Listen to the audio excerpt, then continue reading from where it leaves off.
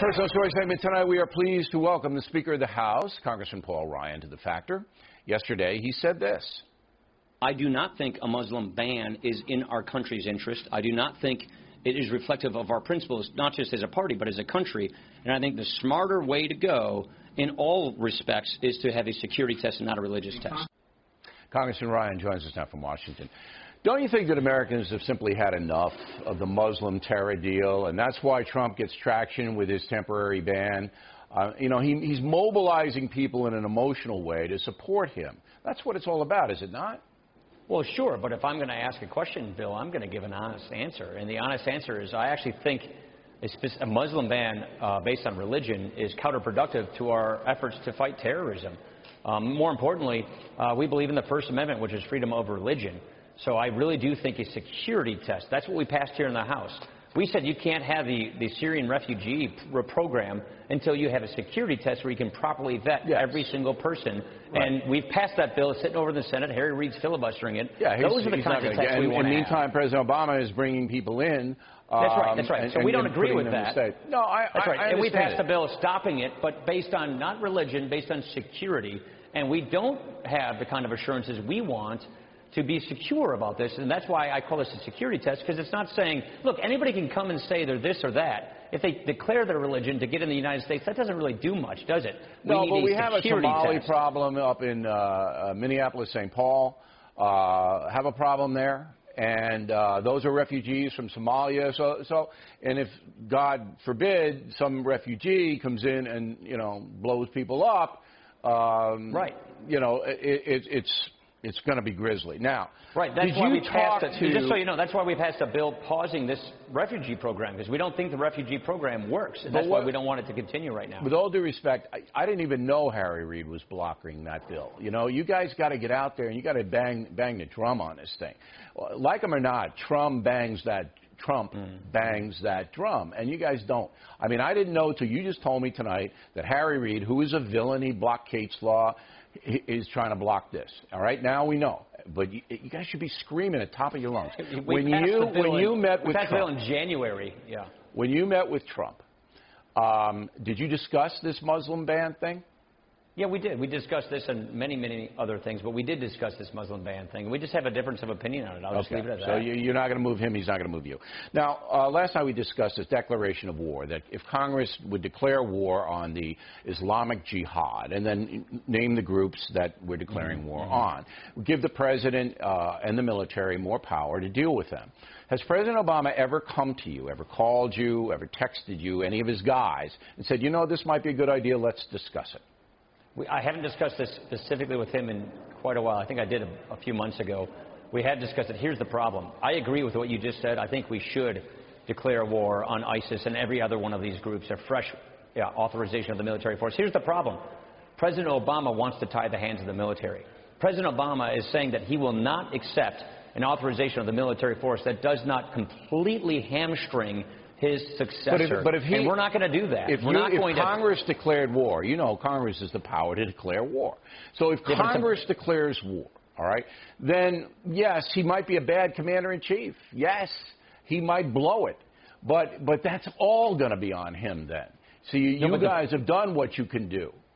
The point I'm making is the only AUMF he says he will accept is one that we find unacceptable, which ties the hands of the military. Let him veto it. You see what I'm talking about?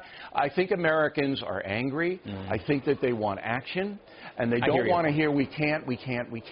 Pass the declaration of war. If Reid tries to filibuster it in the Senate, then we'll all know again he's the big villain again.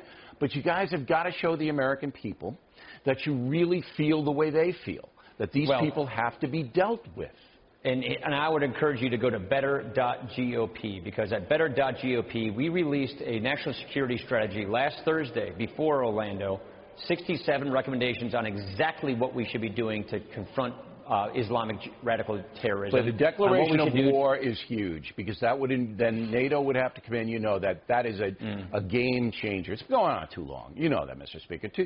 We get hit at 2001 and 9/11, and now it's 15 years later, September, and we still have to deal with these pigs and these savages. And I think that people The American people are as angry as I've ever seen them in my lifetime, and I think that Congress has to reflect that now.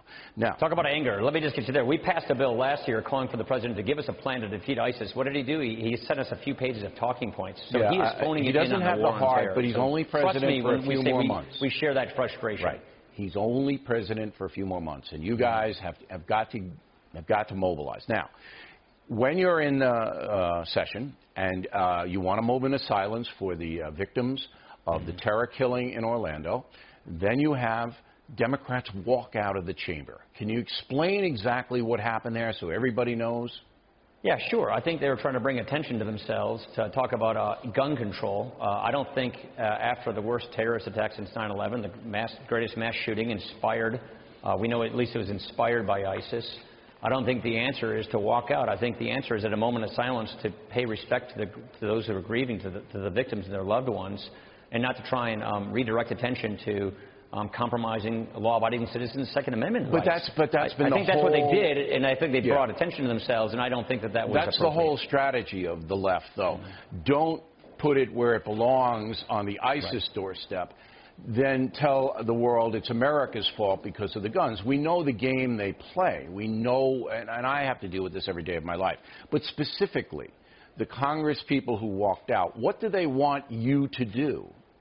I don't think they wanted me to do anything because they knew they were in violation of the rules. They just wanted to bring attention to themselves on this issue. So there was no bill they wanted. There was no debate they wanted to have. It was just a grandstand play. That's right. There was a grandstand play around gun control legislation. Okay.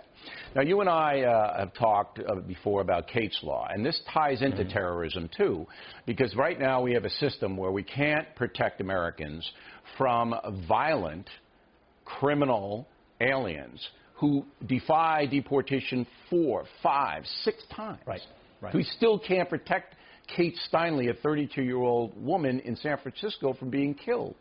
Case law would make it easier for the authorities to apprehend foreign criminals. They're the alleged shooter, okay? And it would also provide mandatory sentences just for defying deportation. And Congress can't get it done, and the folks don't understand why. Well, first of all, the guy shouldn't have been here in the first place if we actually enforced our immigration laws. That's point one. Point two, we have to take after sanctuary cities. We have to deal with, and we've been doing this through the appropriations process, we have to deal with cities that are openly defying our immigration laws because that gives safe haven to people like this.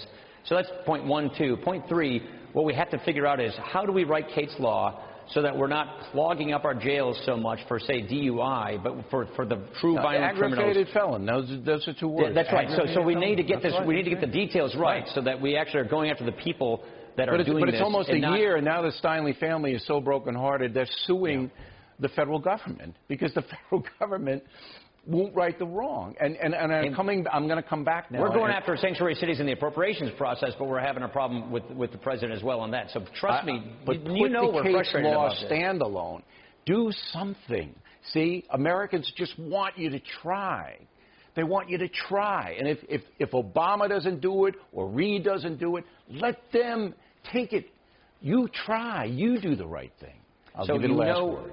You know that we are trying. You know that the reason we're so frustrated is because in this divided government, we can't pass our principled conservative reforms through into law. Forget about the filibuster. We can't even get the president to sign them into law.